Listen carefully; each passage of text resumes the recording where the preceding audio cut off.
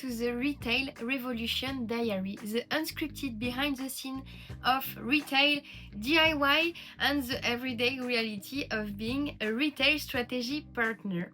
So I'm very happy to see you back there. I'm sorry in advance. I have a ducky voice, yes, because I had a cold all the week. I was not supposed to do this podcast, but I really wanted to be there with you today. So today I would like to start with two topics. So the first one will be around negotiation, and the second one will be around mindset in negotiation. Yeah, because for me these two topics are linked together. It means that you cannot actually negotiate if you don't have the right tools and the right mindset. So let's talk a bit about that today.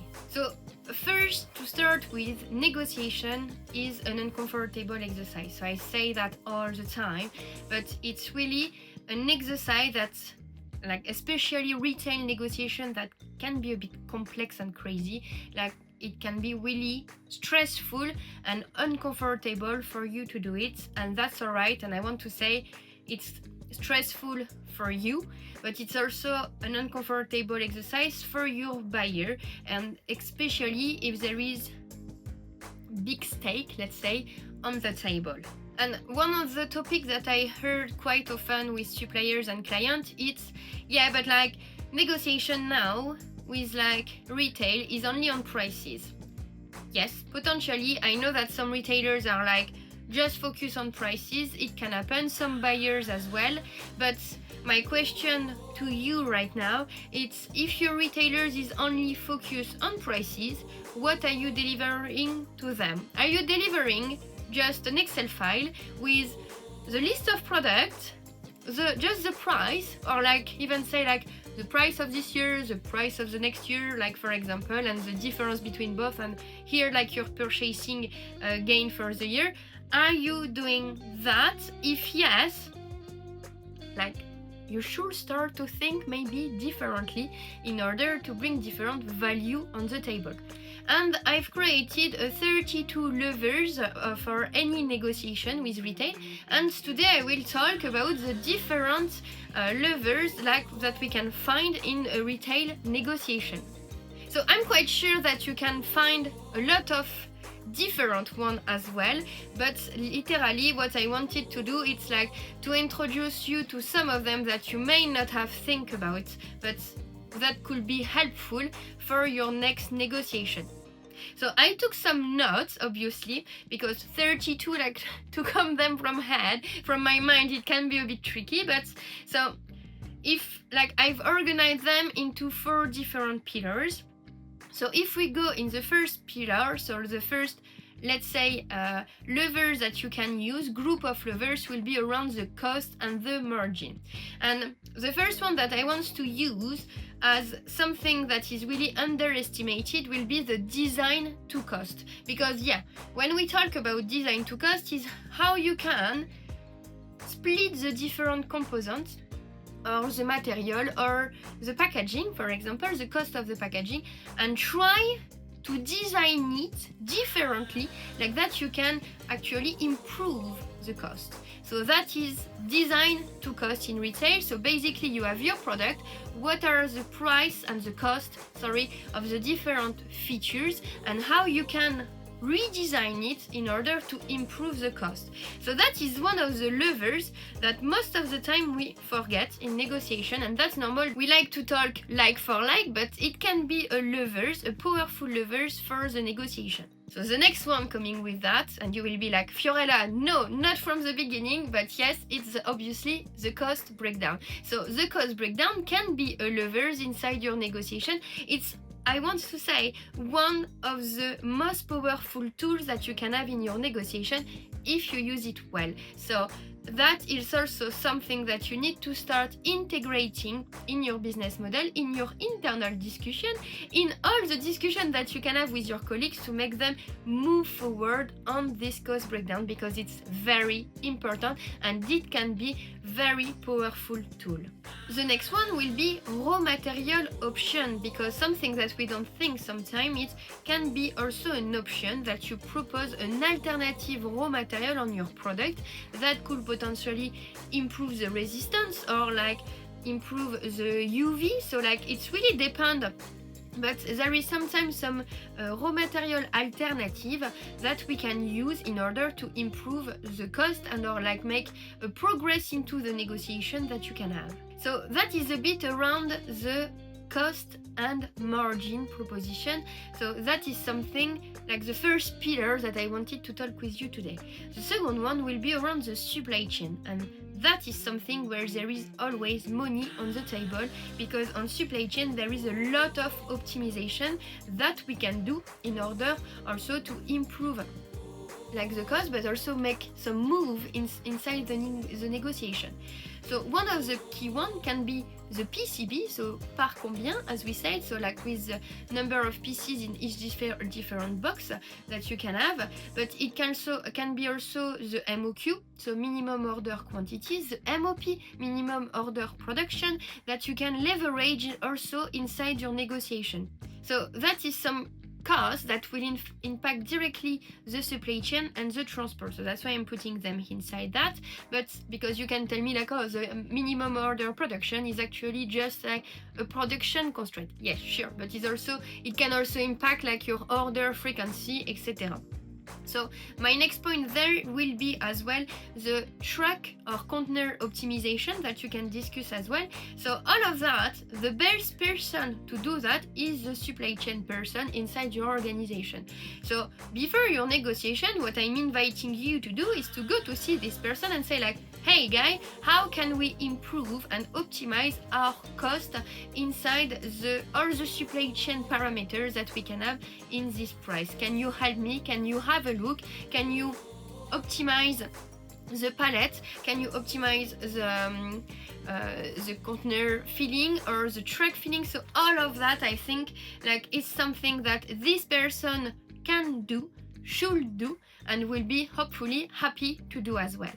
So another story around supply chain, it's obviously the lead time, because we all know that retailers want the lowest possible lead time, because yes, of course, when you pass an order, you don't want your order 90 days later or 60 days, depending where it's coming, or even like 3 weeks if you're like European retailers and you order it in Europe. So like you want the minimum lead time that you can have. So all of that, it's actually something that can be a lever in your negotiation, and once again you should definitively use it in order to make a move in the negotiation.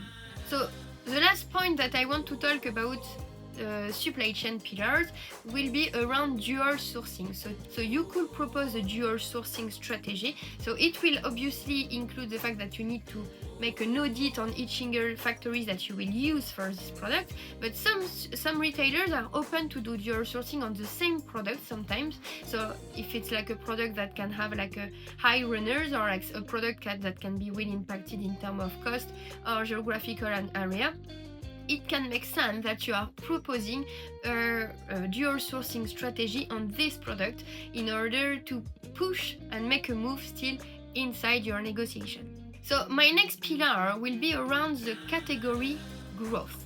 So yeah, because something that we tend to forget, but we are sometimes putting more and more references along the years of collaboration, and at the end you have sometimes too much references and a lot of low rotation that could be cleaned up. So that is also a lever that you can use, and potentially proposing to take back the stock. So that could, because this low rotation product can be high runner somewhere else, who knows? So like that is something that can be a lever in your discussion, like in your negotiation, to propose actually to clean the range with them, obviously, and to retake the stock back in order like that to help them to move forward quicker. If you propose that, my second point will be obviously to propose to create new references that will be more aligned, let's say, with what the market is requesting today.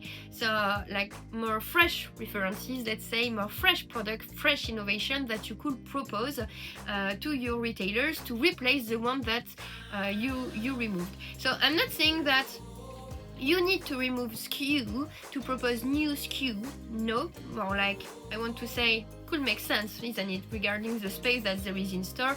Like you make a replacement one for one, and at least it's easy, and you don't need the maxi merchandising plans to redo for retailers that can be a bit heavy to treat.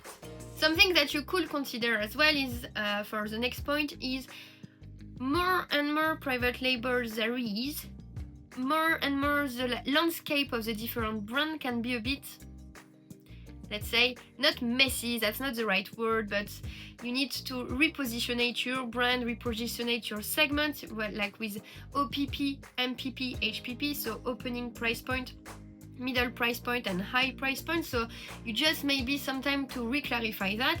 And if you see that the private label of your retailers is not anymore on the OPP segment or MPP, there is potentially some segment, because this segment is less and less covered. So it can be something as well that you are proposing, if you have the abilities to do that and the right factories, like to propose to rework this segment, because it's still a segment that is a high runner generally, but with private label positioning now, the new brand landscape, like it needs to be reorganized, and potentially with the analysis of the context that you can do before, so the analysis of the context and the market, you can identify that this segment is not covered properly anymore. So maybe there is some things to do at this level.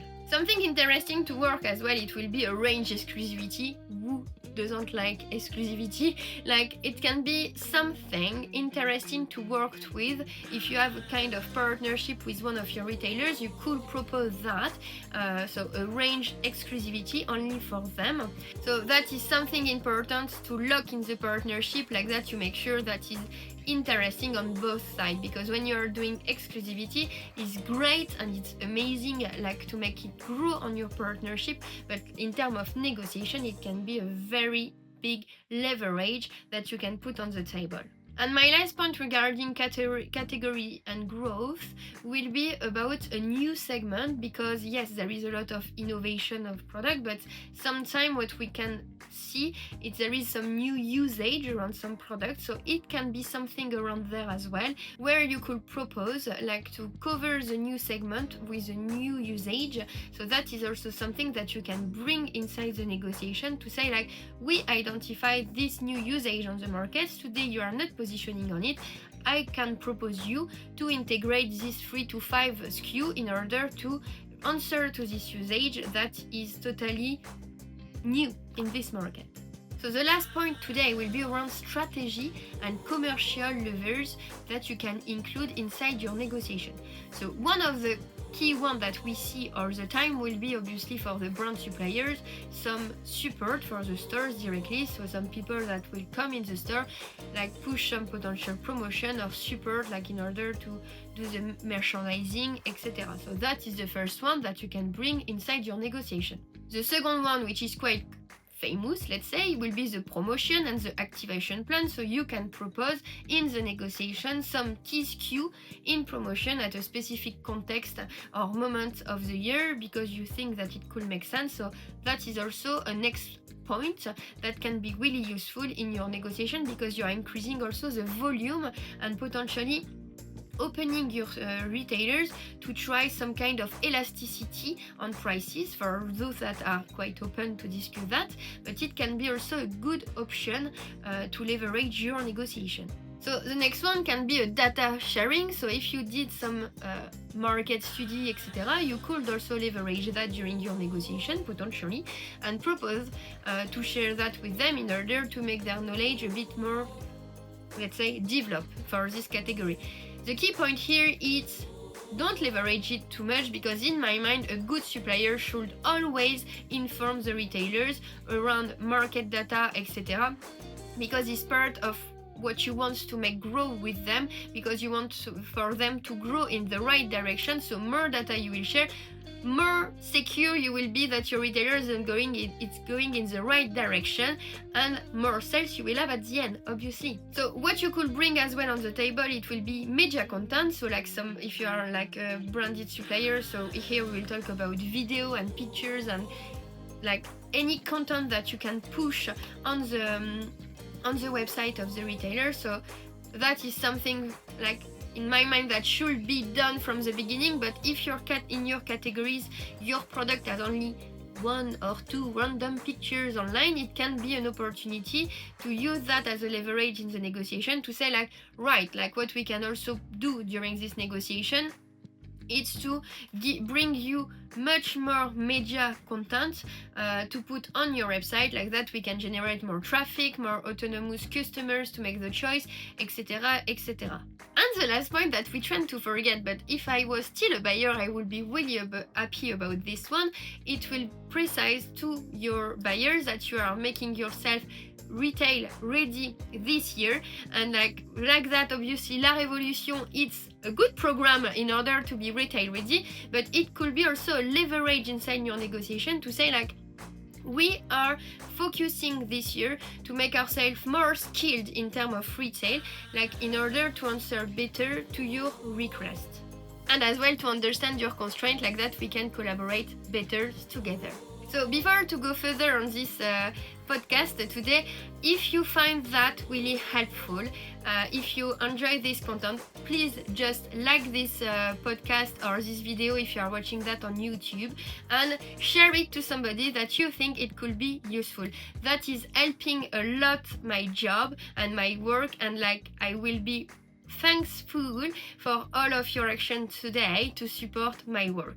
So let's keep moving now on mindset, because it's something about negotiation that we tend to forget, and I will not be too long on this topic. Like I could make a longer podcast around this specific topic, but something that we would like to talk about, it will be around self-regulation and self-awareness, because we say that negotiation, it's a very uncomfortable topics to go through. If you are a new commercial key account manager, or even if you are a new buyers, like it's really something when you are doing your first negotiation can be a bit tense. But let's not forget the first time that you need to negotiate with a new person and you don't know how it will go, like all of these situations are stressful, let's be clear. So here I want to pause a minute to talk about self-regulation. For yourself, what you don't want to happen is to discover your own boundaries, your own limits during the negotiation. Like your own emotional boundaries, you don't want to discover that during negotiation. So I'm really inviting you to work on yourself. Don't let your ego speak over the economic, because let's be clear, in negotiation most of the time is the ego that will talk over and over, and sometimes, like what I said all the time to my students on the Master 2 in negotiation, is the ego kill the nego. So like that's always something that I'm using with my students. So yeah, have that in mind, because you need to set up your self-regulation to make sure that at one point it's not your ego that is talking instead of you, because at this point you are emotional and not anymore rational. So we want economic over ego, obviously. So in that I want to add, you need to set up your exit scenario plan. At one point, if it's too much, just say like, well, I'm done for today. We plan 1 hour and a half, like we did 45 minutes. I have everything that I need, so like I can stop right now. So like my point here is like, be honest with yourself, set up your own limit in order to make sure that you stay rational and you don't enter inside an emotional path. My next point around self-regulation and self-awareness will be around your preparation, because yes, most of the time what I've observed is people get emotional because they are lacking preparation. They arrive over their scenario and like they are just doing improvisation. It can work. But what you don't want actually is to enter in like an improvisation negotiation that will bring you nowhere. You want to have like a plan, to have different scenarios that you can follow, and for that, work properly on it. And when I mean work properly on it is build a first scenario and then start to make move on your different posture with all the levers that we exchanged before. Bring creativity inside your negotiation because it's literally what will help you to feel more confident and more comfortable in the exercise. Well, I'm not saying here that it's super easy to negotiate and like you will do all of that and tomorrow you will be the king of negotiation, because for that you need to practice. And yeah, like the fact that more and more negotiation you will do, better you will feel, more comfortable you will be. But don't forget, each negotiation is unique and you will have to prepare all the time. So I hope all of that helped you a lot. So once again, if you enjoy this content, please leave a comment, leave a like, support my job, that will be amazing. In any case, I thank you for your attention today. I'm sorry for my dirty voice, promise next week I will feel better. But in any case, thank you and I wish you good luck in your next negotiation. Cheers!